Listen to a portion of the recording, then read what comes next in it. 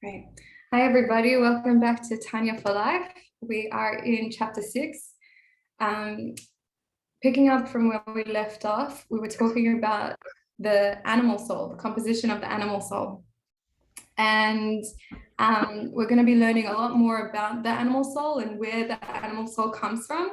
And learning about this animal soul will help us to have compassion and acceptance for any of the negative attributes or character traits or difficulties that we find in our own character, in our interactions with others, with ourselves.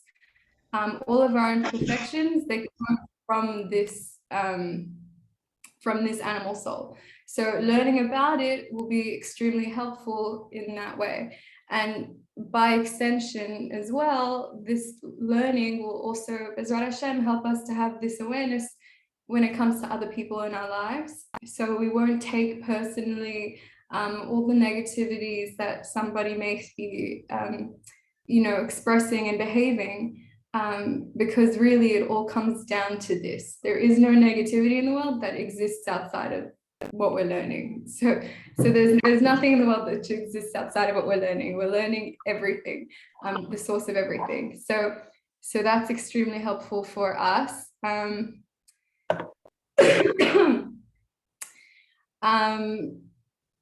Let's move into this.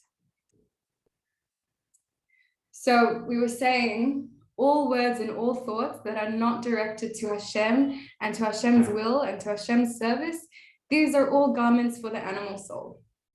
So when it comes to thought, speech, or action that's involved in anything which is not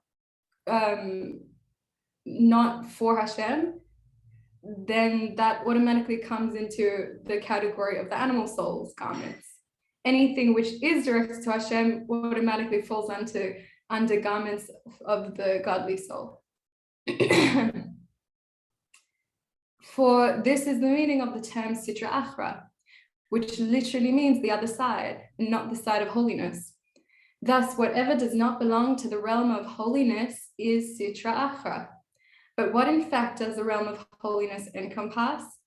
Here we're explaining the source of the animal soul, whereas we learned the godly soul source is chelek elokai mimal mamish, so a piece of Hashem himself. That's the godly soul. That's the first, that's our true self. And around our true self, we learned that Hashem, as a tailor, makes a garment for a customer that comes in. He has his direct measurements and he makes a beautiful outfit covering every part of the person's body. The same way Hashem had us, this godly soul that's literally a part of Hashem. And from this godly soul, the animal soul was fashioned around it. And around the animal soul was fashioned the body. So these are just tailor-made garments. They're not who we are. So what we're learning here is, whereas our true self, our godly soul, is its substance is godliness, the most, like, so much part of Hashem's inner essence. We come from there. But the animal soul, its essence, comes from the Sitra Achra. And this Sitra Achra, Klippa, is what we're actually going to learn more about in the next chapter. But basically, Sitra Achra is anything opposite to holiness. Anything that's not holy is Sitra Achra. And that means all evil, all negative, all bad things that happen, all things that don't look good, how often do challenges where people put you, insult you, humiliate you, people are aggressive or angry, intentional or unintentionally, any negativity that happens in the world comes from this source. That's amazing to know, because it's part of the plan. Hashem created everything. He didn't just create the good, he created the bad. But sorry. But we'll go more into that in the next chapter. So for us to know that our animal soul comes from this side, the opposite of holiness.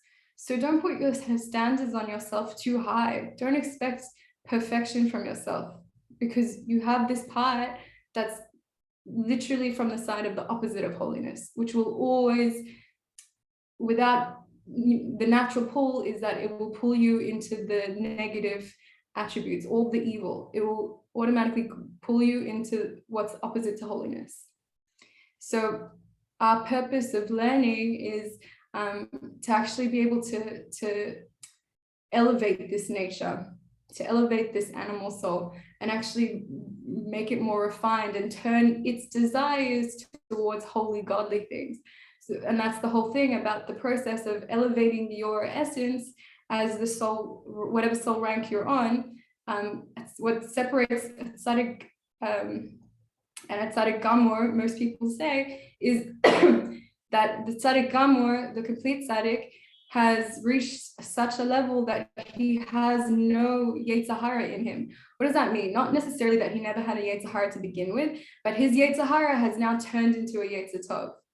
So his evil inclination, whatever's pulling him, his animal soul pulling him to the darkness, has actually become his greatest ally, become a source of even more strength for the purpose of holiness, and propelling him forward into into goodness and elevation.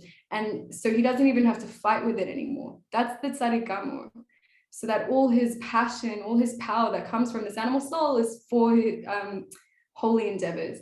Whereas a tzaddik who's not a tzaddik gamor, that he has evil still inside him. What does that mean? That his animal soul, the drive, the evil drive of his animal soul has been silenced. That it's not something that has any negative ruling. It doesn't have any pull in him.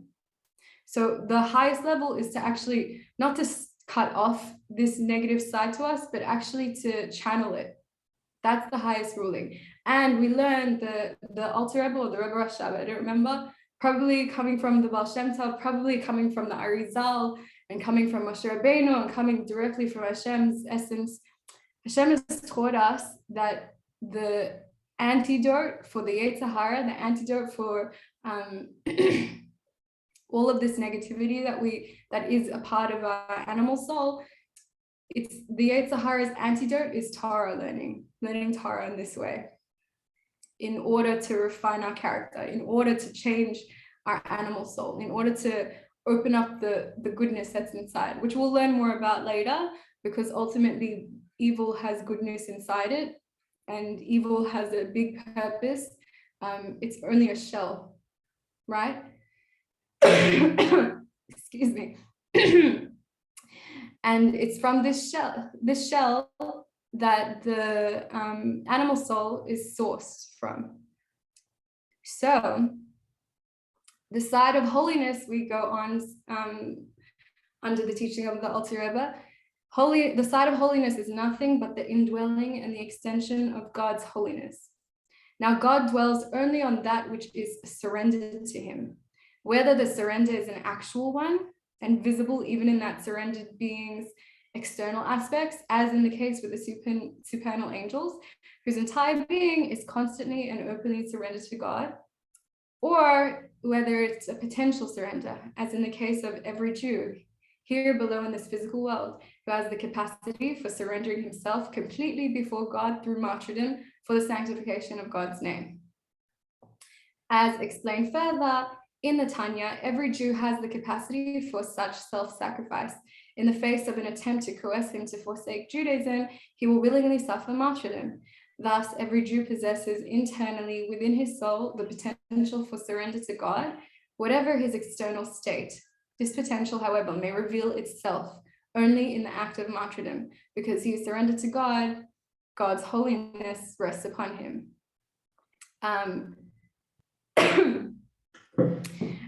Actually, the Rabbi Rashab, he talks in Kunshas Umayan, incredible book of Musar, of this type of Chabad Hasidic Musar. He tells us that all the organs, all our bodily organs, everything that's holy has been designed in a way that it can hold holy light, godliness. Things that are not holy are not able to hold godly light, and that's why they're not holy, right? So when it comes to our physical body has been created in a way that it can be used to hold and contain godly light. And the more that we fine-tune this ability, the more that we're able to hold, right? And that's only by learning Torah, that's only by davening, that's only by doing these things where we're inviting God into us, right? And when our heart can feel the holy emotions, when our heart can feel the holy emotions, and our godly soul is felt through all of our physical being, that's like such an elevated place of living. And that's ultimately what we want to get to. But unfortunately, it's very easy for us not to feel the presence of our godly soul. It's very easy to have that sense of the godly soul covered up, right? And what does that mean? That when my child, when I've had a long, hard day at work and my child is not wanting to eat his food or whatever, he starts to make a fuss, and it's very easy for me to be overwhelmed by all this negative emotion, and it's easily channeled at this child, right? So in that moment, there's obviously a covering up of these godly emotions, because it's not a godly thing. It doesn't come from your godly soul to have this emotional reaction to your toddler. It's not at all godly, because godliness is unity. Godliness is seeing God in the picture, bringing God in the picture. And by causing an emotional disruption like this is causing division in the family. And that's the opposite of holiness. So something for us to know is this happens naturally. It is expected. What we're learning is why does that happen? And we know why it happens. We're going to learn more because it comes from this part of us. And when it comes to using our body as a faculty for holiness, it has the potential to hold holiness. So the Rebbe Rashab says that the reason that you get covered up, that you might act in a way that's completely opposite to your true nature being loving and being all these holy emotions and wanting unity and bringing God together. So the reason you'd act like this is because you've covered up. It's because you've got like layer after layer after layer covering you up. And Miriam explains it like a curtain. If you have the sun shining into your room and you have a curtain, that's lovely. This curtain is giving you an ability to feel the warmth of the sun, to have the light in your room, but also it acts as a protector, that too much light isn't hurting your eyes. If you put another curtain on top, or another curtain on top, or another curtain, if you've got 10 layers of curtains on top of each other, you have no light shining into your room. And that's the same way that it works with your heart and your body. But when it comes to the animal soul and the emotions that it holds, it's very easy for us, if we've covered and buried our heart, that we won't feel the presence of godliness in these heated moments. It's absolutely normal, but we have to know that that's not who we really are. I'm just being covered up right now. It's not a true expression of my true self, you know? And I think that's really important, because often people, I found in my experience, is we easily attach our identity to the negativities and to the whatever we're thinking and feeling, we think it's who we are. But it's not so. It's totally not so. The true self is underneath. We have to do our work to pull it out, to uncover it, to redeem it, right?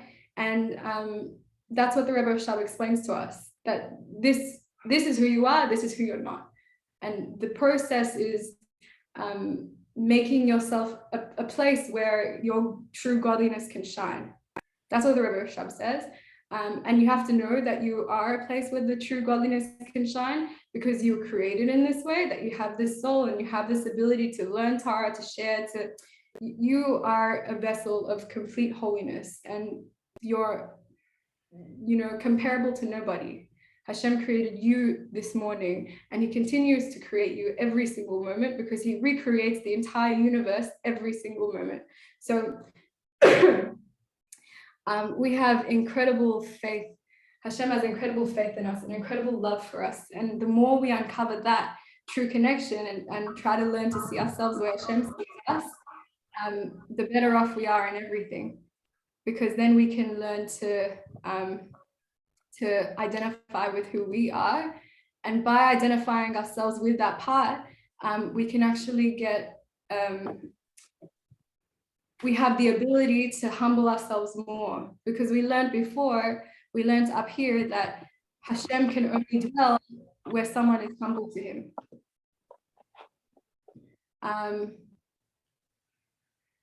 So it's through our capacity for surrendering to Hashem. In these moments, with this child screaming at me and all these things going on, my head about to explode, trying to find that humility to surrender to Hashem and to connect with him instead. And often, when we change the way that we think, when we elevate our thinking through this Torah learning, then we actually don't have the same emotions, and these negative emotions will cease to exist. That is why our sages have said that if even one individual sits and engages in Torah study, the divine presence rests upon him. Now, isn't that incredible? Hashem is with us, and it's so easy for us to do that. For when a person engages in Torah study, his surrender to godliness emerges to affect him on a revealed external level, since such study entails setting aside one's own notions and presumptions in order to understand and accept God's wisdom and his will as expressed in the Torah. It is this surrender to godliness which causes the divine presence to rest upon the Torah student. And the Rabbi actually explains that in all of our organs and in every part of our body, what allows Hashem to be present and shine through is when it's humble to him. So there are some places where we haven't humbled ourselves before Hashem, and then that place becomes a place of ego or covered upness and a possibility for negativity, right? For example, I may be using my hand to smack my child, and whatever, because they're annoying me or whatever it is, smacking my child. This hand has now been, obviously the godliness is not shining through. There's a certain amount of humility that is not there, and that causes this organ, this function, this part of my body to have a coveredness, so that Hashem is less felt in me. So it's through humbling this part of my body, it's through humbling myself that instead Hashem can be present. And we're actually going to learn more about how to elevate oneself and deal with negativity. Also, on each gathering of 10 Jews, the divine presence rests always. Together, 10 Jews form a congregation of Israel. This is a minyan, which is a fit abode for the divine presence. Anything, however, that does not surrender itself to God, but considers itself as if it is a thing separate unto itself, does not receive its life from the holiness of God. Wow, that is amazing. But where else would it receive its vitality? Godliness and holiness is the source of vitality for every existing being. As it is written in Nehemiah, you give life to them all. The Alter Rebbe goes on to qualify his previous remark, stating that even though it's true Hashem gives life to everything, those beings which do not surrender themselves to Hashem receive their vitality only from a superficial, external level of God.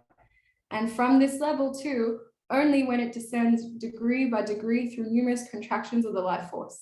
So this we learned about way earlier, how Hashem gives life force to even the not holy stuff, and even people who reject God or whatever it is, people who are obviously not surrendered to God.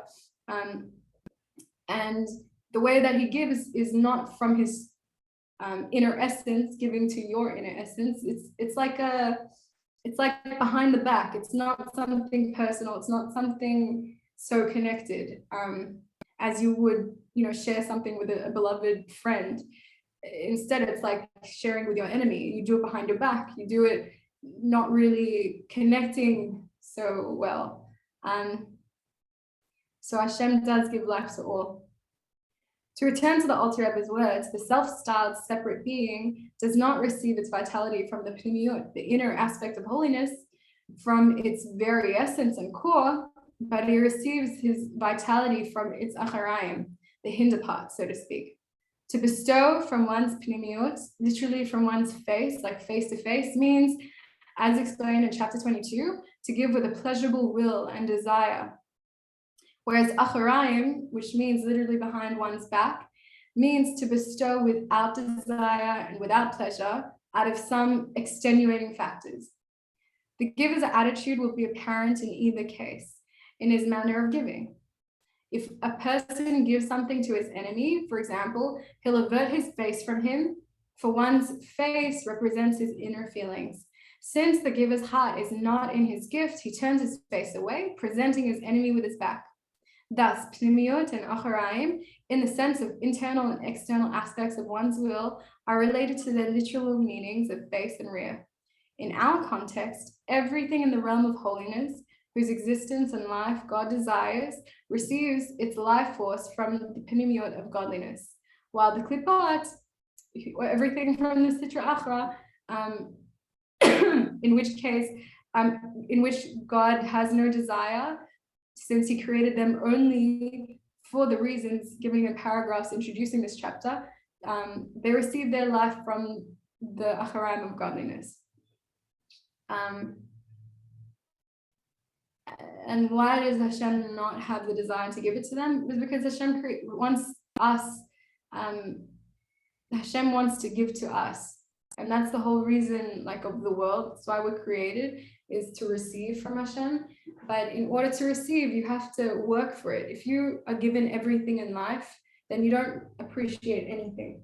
And then that's something known as the bread of shame. The Torah teaches us. And Hashem didn't want to give us bread of shame and give us something that we're not, we didn't earn for ourselves. So he gave us the gift of coming into this world where we have to work. We have to work really hard if we want this goodness, if we want to be connected with him. And when we get to that place of godliness, then it's even more appreciated, and it's even more, then we see the goodness of Hashem. So the klipot, the negativities, the evil that's created in the world is only for us to reach that level. It's only for our enjoyment, only for our goodness. So this limited form of life force reaches the klipot by descending degree by degree through myriads of levels in the chain-like descent of the worlds, in the manner of cause and effect. The higher level is the cause for the lower level, which emerges from it. However, in a descent, which is a sequence of cause and effect, the effect, although lower, is always comparable to the cause. Such descents, no matter how numerous, would be insufficient to produce the low level of vitality bestowed upon klipot. This can be produced only by the descent of the vitality through tzimtzum, as the Alter Rebbe now continues. The vitality descends also through many tzimtzumim, many contractions. And this process diminishes the vitality to the point where it is incomparably lower than in its original state. So greatly diminished does the light and the life force become, diminution after diminution, until it is able to become contracted and clothed in a manner of exile. Meaning that instead of being surrendered to the divine life force, The object in which the vitality is clothed masters it, as, for example, a captive in exile is mastered by his captors. Wow. The vitality is thus in a state of exile within that object, which considers itself separate from holiness, giving it vitality and existence, causing that object to pass from non-existence to existence, so that it does not return to its original state of non-existence as it was before it was created by the vitality clothed in it. Wow. That's incredible. In brief, all that is not surrendered to God but considers itself separate from him receives its vitality from the acharayim of godliness by way of numerous descents and various contractions. The divine life force is concealed within it in a state of exile. Thus, it belongs to the realm of Klippa. It is now clear why any thought, word, or action that's not directed towards serving Hashem, hence not surrendered to godliness, is a garment of the animal soul, which derives from Klippa, even if that thought, the word, or the deed is not actually evil. Wow.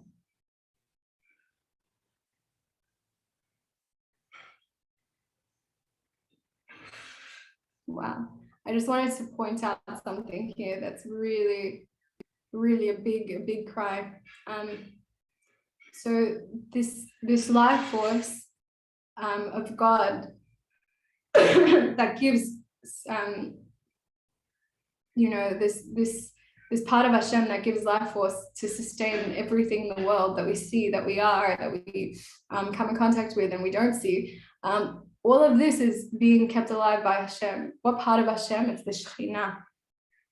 And the Baal Shem Tov talks about how the Shekhinah is compared to words. So when you use your speech, you have the ability, if you meditate and you have the intention to connect with God before you talk to anybody, before you use your speech, connect your mind with Hashem, like we learned in the last year about the power of using our garments to elevate us through even mundane activity. So when we connect with Hashem in our mind and then we use our speech to speak, the person that we're talking to then actually becomes bonded with God, because what we've done is we've bonded our breath with God. How is that? In one way of understanding, the Baal Shem Tov tells us that the Shekhinah, which is this thing that gives life force to everything, is compared to speech, right? So there's incredible power, because we know, again, that Hashem created the world with speech. Hashem created the entire universe with speech. And not just that, Chassidus teaches us that he continues to create the world every single moment of every single day, right? So that means that there's divine breath, there's divine words being spoken every second, every moment to give us life, to give everything to be sustained. And that's the Shekhinah. So this divine breath is the Shekhinah, the female aspect to Hashem, the king who sits on his throne. His wife is down giving life to every form of existence. And that includes all the people who don't deserve it, people who are doing evil things, people who are completely cut off or they don't want to be connected with God or with others. It includes everything, because in order for it to exist, Hashem has to be giving it life force. And this life force is being breathed into it through the Shekhinah, right? And this Shekhinah, it's saying here that the Shekhinah becomes so contracted in order to give life to these, to the evil. It puts itself so low, diminished, contracted, to be able to come down and give vitality, life force to it against its will. It doesn't want to bring negativity into the world, of course. It's painful. And here it's saying what happens is the vitality is like it's like it's been captured and it's in exile. And this is really big, because when we're suffering, the Shekhinah is suffering with us. In whatever state we're in whatever experience we're having, Hashem, there's this part of Hashem, the Shekhinah, which is like our mother, she's down in the dirt with us, with the other person, with that person, with all of us. And she's going through all this pain because she's such a holy, pure being, and she wants to protect her children. She wants to be here for her children, but she's suffering being here. And she's suffering for our suffering. And, and it's like she's here against her own will. Because here it's as if she's been captured by captors and covered and clothed over. So this isn't the ideal. This is not what we want for our mother. This is not what we want for the Shekhinah. So there's actually a really extremely big power and big zchut, big segula for when we dive into Hashem, when we're praying in our prayers.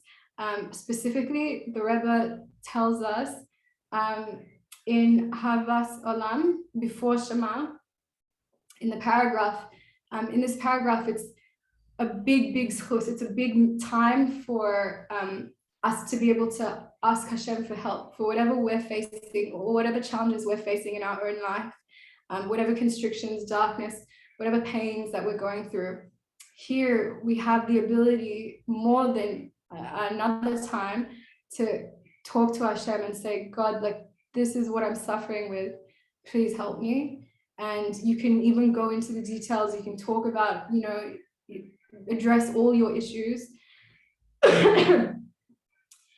And even more so, when you have compassion on your soul, that you're going through these restrictions because of the negativity that's covering you up, right? And you can't even feel your true self. You can't even feel any positivity in these moments where you get really angered or whatever it is. When you have compassion for this soul and the life that it's going through, then Hashem's compassion has been aroused. Even more so, when you have compassion on your mother, the Shekhinah, who's in exile with you, that's even more so, because Hashem's compassion has been aroused even more so, because you've had compassion on his wife, like on part of him, on the Shekhinah. And when you have compassion on the Shekhinah, more than anything else, then you arouse the compassion of the king to come and help. And there's deep teachings about this. I actually have a video called Compassion, a Key to Transformation. You can check that out to go into a bit more detail. But this, the Rebbe says, is a guarantee, because you've called on the Yud Gimel Midas HaRachamim. It's a guarantee that Hashem will come down into the depths and pull you out and redeem you. You have to believe in that. And the Rebbe says, when Hashem makes a contract and he says, I'll do this, above anyone else who keeps his word, believe in Hashem. Because if he says something, that's it. There's no more going back. There's no debating. That's it. It's the word. So you can already celebrate. You can be so happy, as if everything that you've talked to Hashem about is now being dealt with. It's no more an issue that you can celebrate, So I just really wanted to share that with you. It's very, very powerful. Baruch Hashem.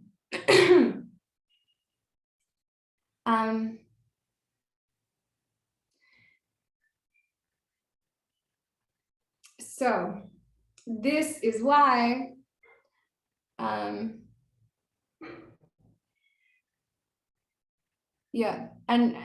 so Hashem, so the Shekhinah is giving life force to everything. If the Shekhinah stopped giving life force, then this thing wouldn't exist. So that is why this world, with all it contains, is called the world of Klipot and Sitra Achra, despite the fact that this world too receives its vitality from God's holiness. Wow. Since the creatures of this physical world feel themselves to be independent, separate beings, and their surrender to godliness is not apparent, they automatically belong to the realm of Klippa. This is also why all affairs of this world are severe and evil, and the wicked prevail in it. So actually the Rebbe Rasha, the Alter Rebbe teaches us that Hashem,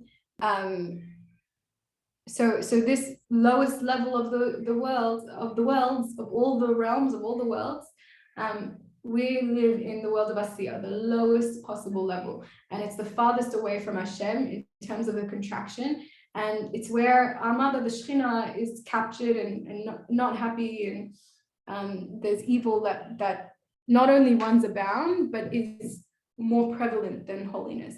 And that's part of the way that Hashem created the world, that the highest levels, the realms,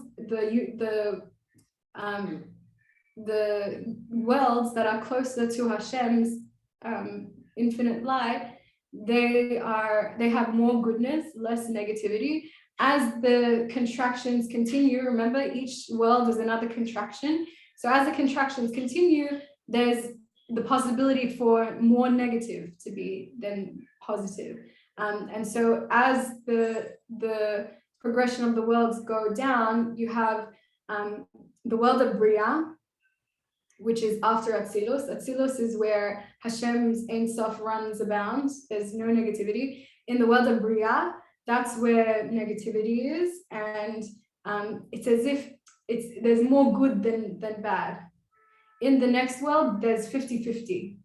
In the world of ours, Asiya, there's more evil than good, which makes sense because that's the whole point of progression, right? And the whole point of having something the opposite to godliness is to be able to bring godliness into it, right? One of our missions in this world Hashem gave us is to create a dwelling place for him in this lowest world, furthest away from goodness, from his presence, which means it's possible. And it means that Hashem has the belief and strength in us, and he's given us all the powers to do so.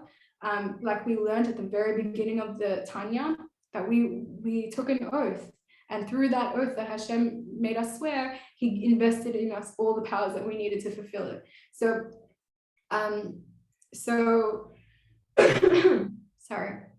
So we have to know that in this world, completely irrelevant of our individualness, this world in itself has evil reigns, negativity reigns, the opposite to godliness, the opposite to unity reigns.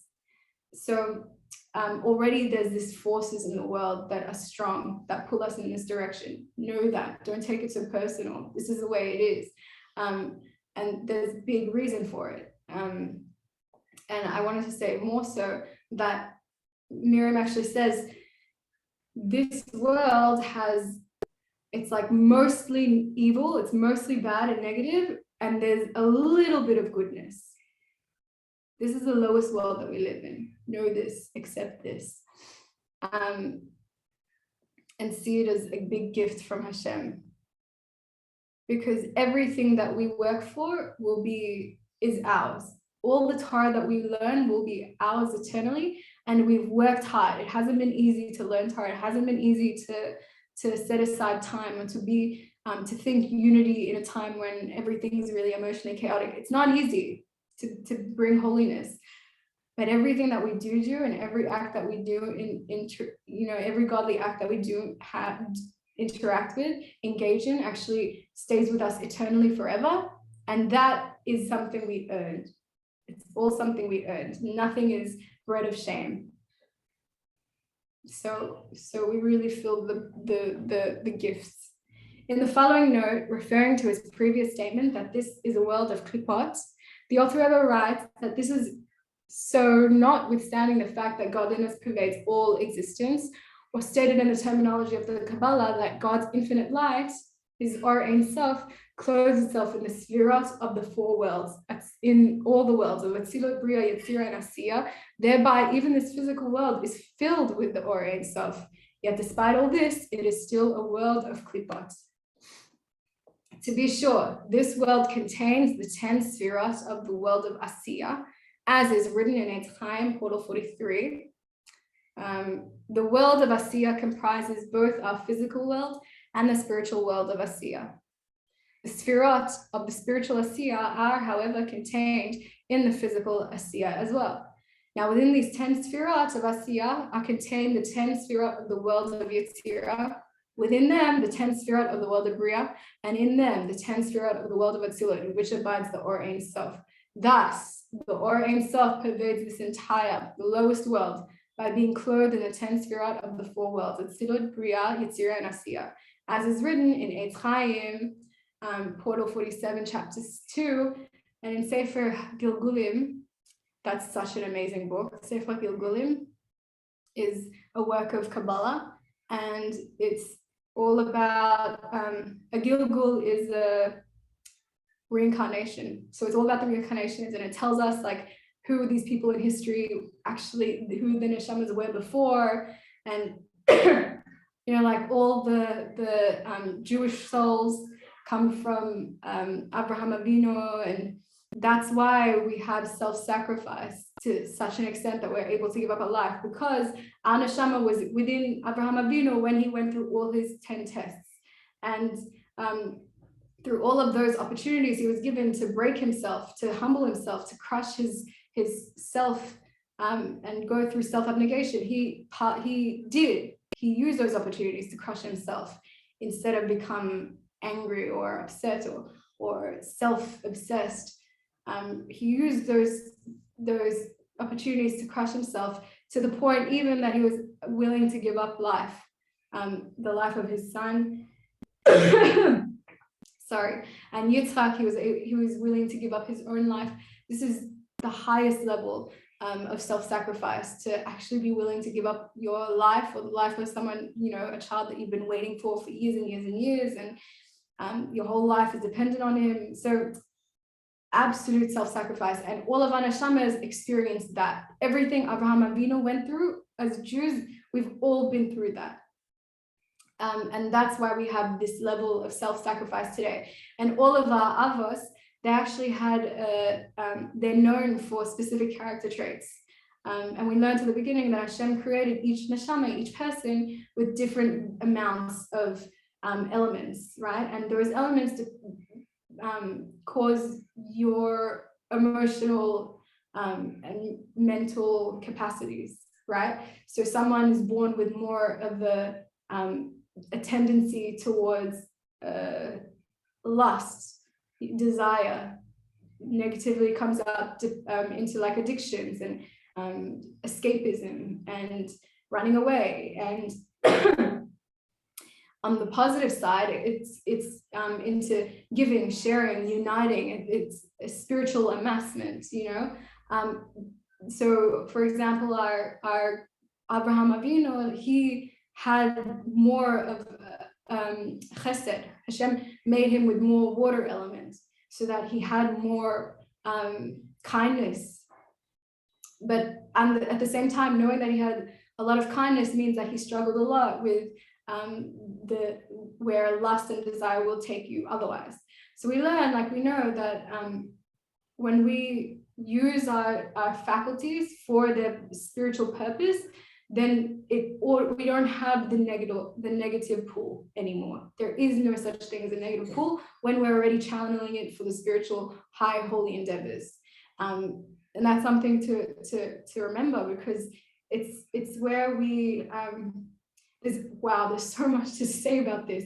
Miriam talks about this. For all of you who have her book, I think this is the CBTT book, the Health and Happiness book.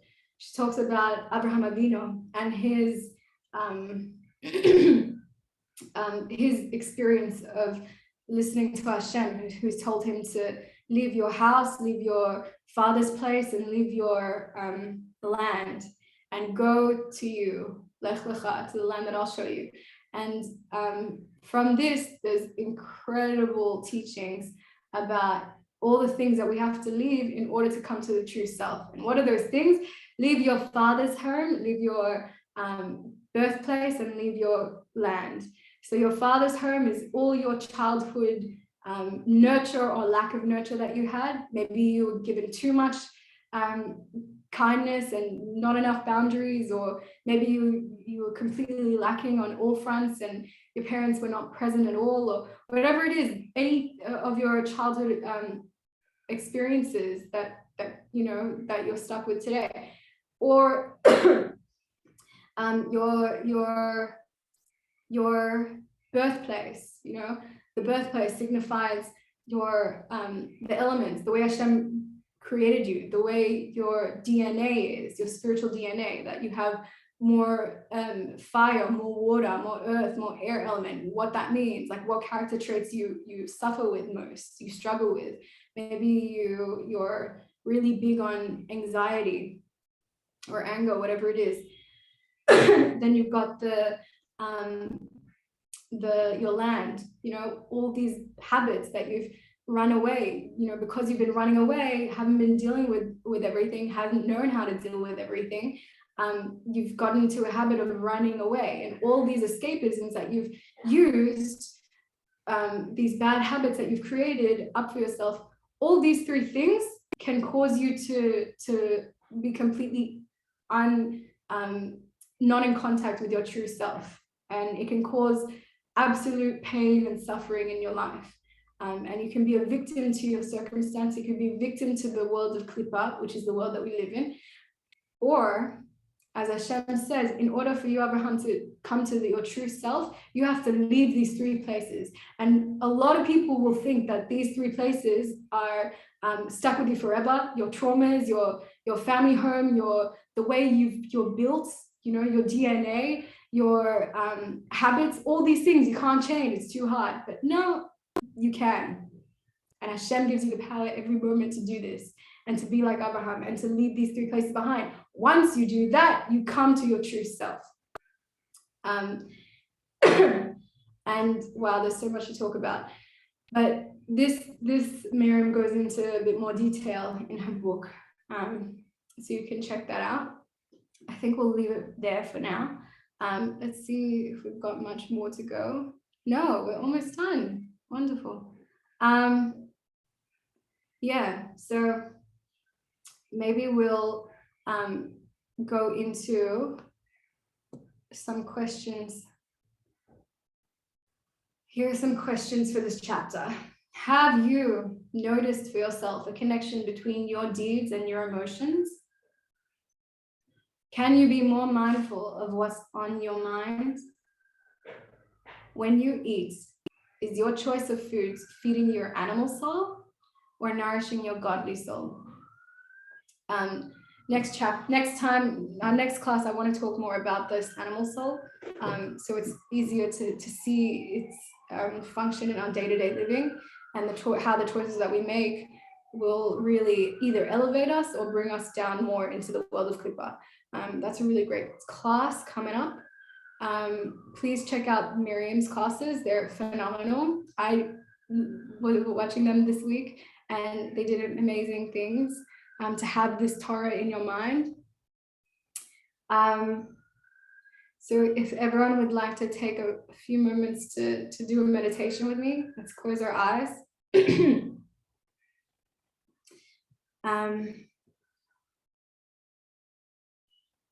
I will post Miriam's classes. Also on the description box in the YouTube posts that we update weekly, I've got Miriam's website where you can find all her books, you can find all her videos, you can find all her articles, many of her articles, you can find lots of things that she does. It's her website. I'll also put down a link to her Tanya video, so you can check that out also at the description box. I think it's at the end. So now let's just take a few moments to close our eyes, really sink in, and really feel our place where we're standing right now, where we are physically. Take a moment to become aware with where we are emotionally. Give ourselves the opportunity to check in and be aware of where we are mentally and spiritually. Whether this is something clear or something foggy, not so clear, doesn't matter. We're just giving ourselves the time to be as we are in this moment. Now imagine all the tension that exists in your mind, all the tension that exists in your body and your muscles. Imagine it all melting away.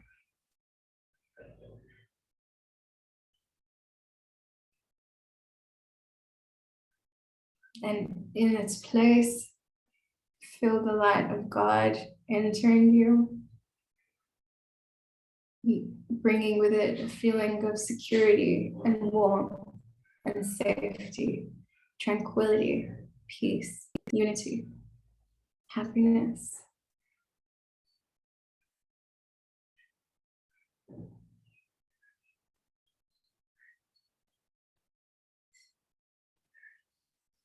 Take in some deep breaths.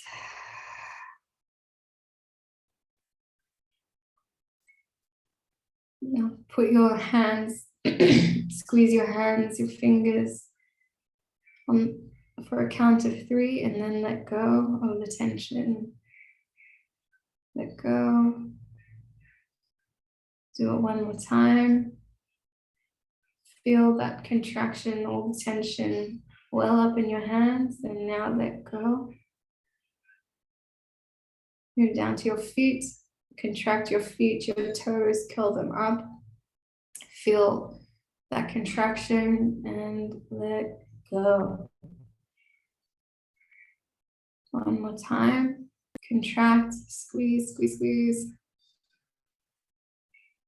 All the tension, and then let go. Feel how your muscles feel in the absence of all this contraction. Squeeze your bum muscles. A count of 3 and let go. Allow yourself to breathe through this. One more time, squeeze, contract all the tension coming to you. Letting go, feel the release. Let's go to the abdomen and the back. Squeeze. Imagine all the organs. Feel all the tension in your contracted muscles. Let go.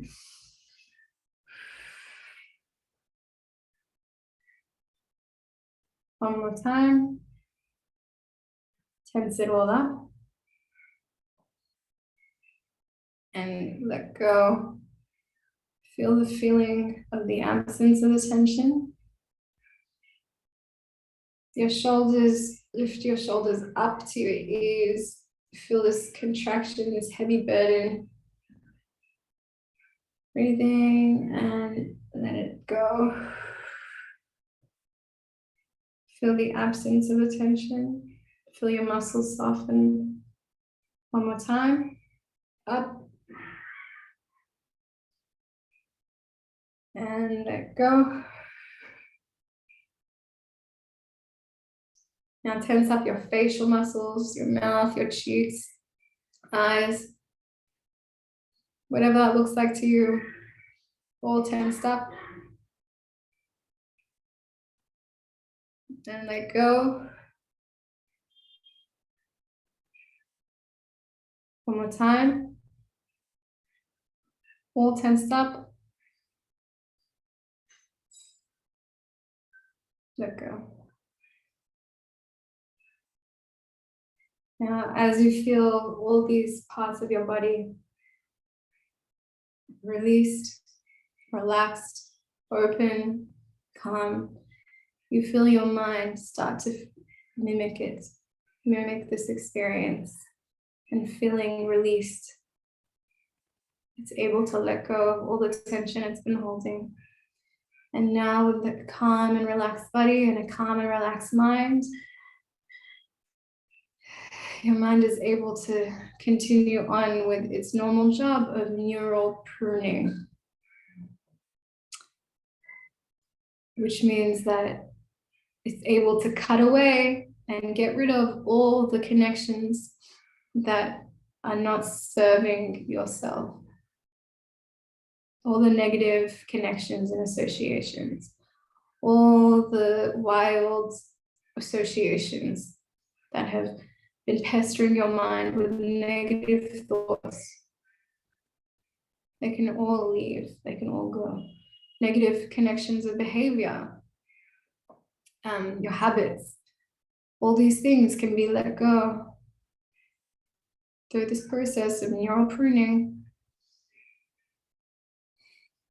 Now that it has the space to do so.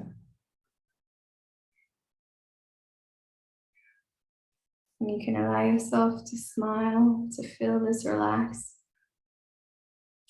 Feel your heart, all the negative emotions that maybe may have been covering you up. Pride, anger, hurt, anxiety, low self-esteem, lust, restlessness, whatever it is. All these feelings that can pop up and cause destruction in your life. Imagine it in your heart, coming from your animal soul. And now welcome God here, welcome God in. And imagine Hashem's godly light from his Torah learning, piercing through you all the way into this hardened heart and transforming, removing layer after layer of all these negative energies. Just like removing the layers of the curtain, removing, discarding each of these extra layers to be left with the pureness of yourself, your pure heart, your pure holy emotions. And all of this self-confidence, faith, trust, love, unity, desiring goodness, holiness, spiritual amassment. All of this, all of your victory energy, your capability, all of your gifts that God's given only to you for your life, that you have the possibility, the ability to share with those around you. With your knowledge, the knowledge that you've learned today, and all the knowledge that you amass, spiritual amassment. Imagine it feeding your soul, building you up, and see an image of yourself, strong, victorious, happy, peaceful, tranquil. See yourself with this pure heart, emanating pure emotions. This is your true and radiant self. And imagine this woman in front of you, this person in front of you, radiating her energy to the world, to the people around you that you come in contact with. And imagine this godliness that's piercing through the heavens, through each of the realms, each of the worlds, down into you, into your heart, running through all your veins, through all your organs, radiating a light coming from you. Imagine all of this power, all of this goodness being shared with your children, with your spouse, with your friends, with the people around you.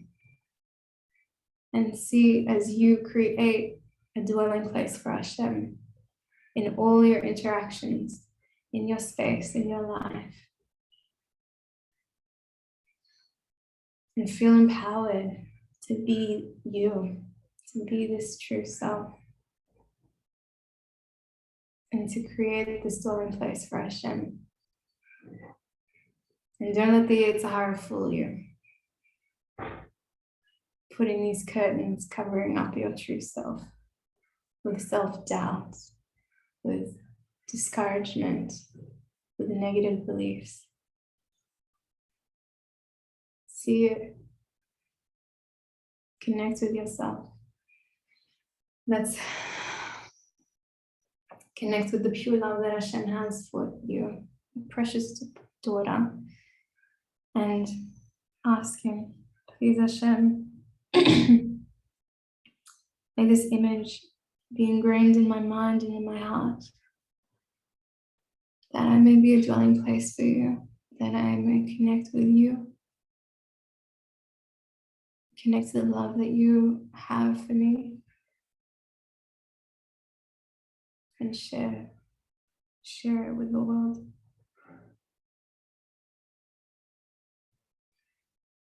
With compassion for myself and for others and our imperfections.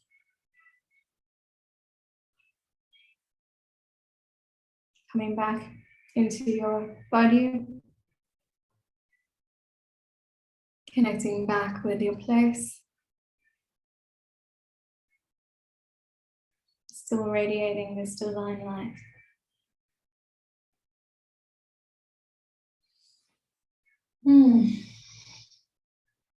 That's it for today.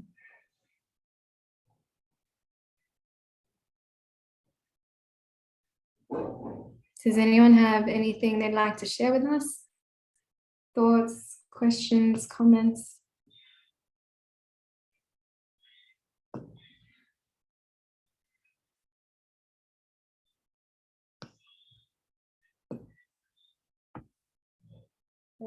I especially felt drawn to one of the last lessons there with like leave your father's home, leave your birthplace, leave your land. That really drew a lot of connections for me. That's amazing. It gives me a whole different perspective now. Oh my gosh, it did the same for me. When I first heard it, changed everything. We are not victims to our life. Yeah, and we're not the first people to go through it.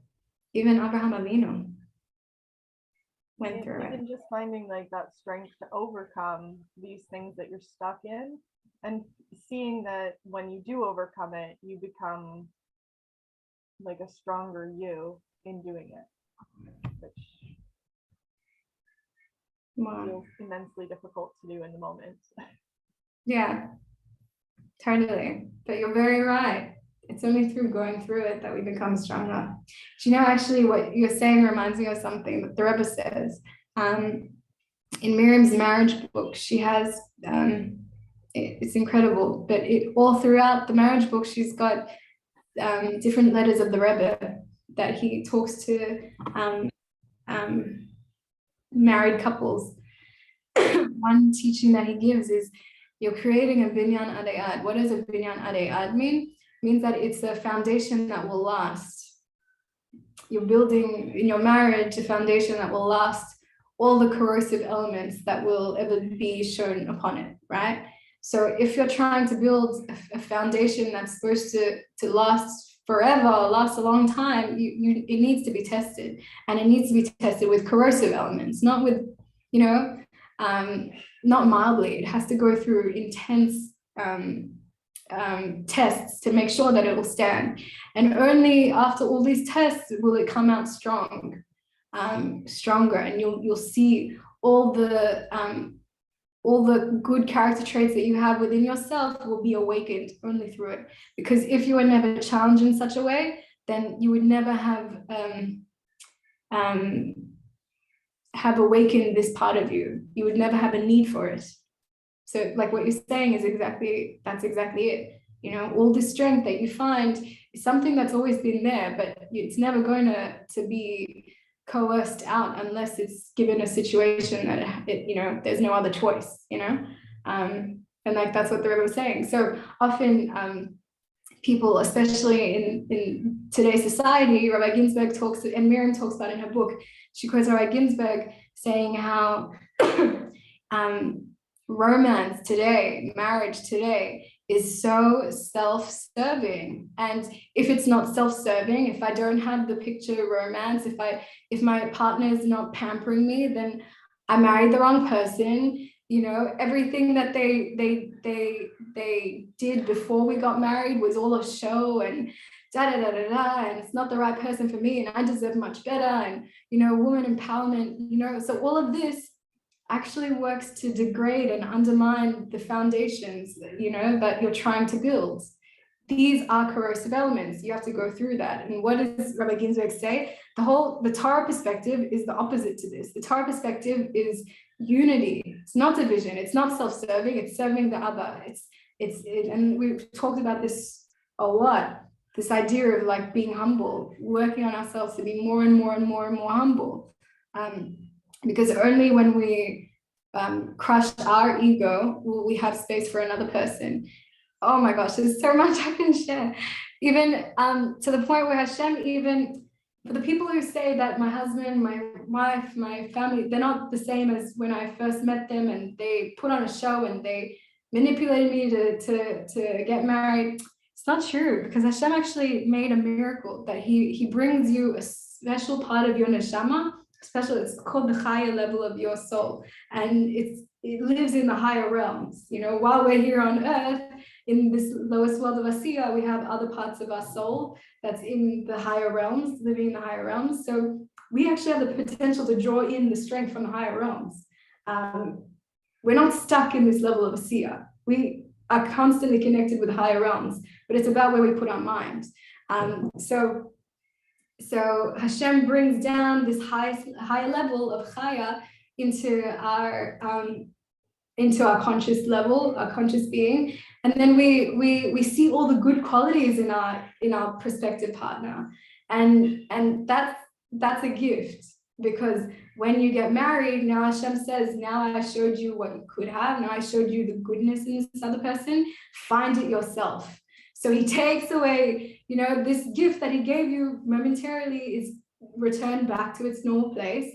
You don't have these good, these Baal Shem Tov glasses, let's say, it's like the rose-colored lens, you know, you don't have these good, positive outlook, this higher connection to reality. So you don't see the good qualities in your partner. You actually see the worst qualities, and you have to work through it to put on these glasses and train yourself to wear these glasses every day, every moment of every day.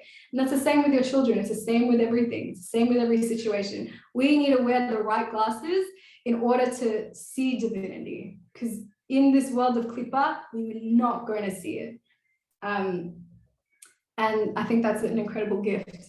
And that's something that Torah teaches us, which I think is incredible. But yeah, sorry, just what you were saying made me think of that, and it was like, wow, so cool, it all ties in. It's beautiful and totally reassuring. Wow, Baruch Hashem, so glad to hear it. Yeah, especially Shana Aleph, like they talk about Shana Aleph, the first year of marriage especially is like the worst. And to so many different degrees for different people, but it's all because of this. That's why it's not. The Rebbe was saying like, don't like you don't need to put yourself down in your own mind with all your behaviors and character traits and everything, and you don't need to do that to your partner. You don't need to do that at all. It's not even in the equation in the Torah way of seeing things. It's not in the equation. For everything that we're learning now, it's natural. It's part of our human life, and we can elevate that and we can transform that. And in next class, we'll talk about how we transform things even more so. It's amazing. I really suggest you guys listen to Miriam's lectures. Amazing. On the marriage classes, on this Tanya class, chapter 6, she says different things to what we've been saying in these lessons. So it's a different perspective. Yeah. Is there anything else anyone would like to share?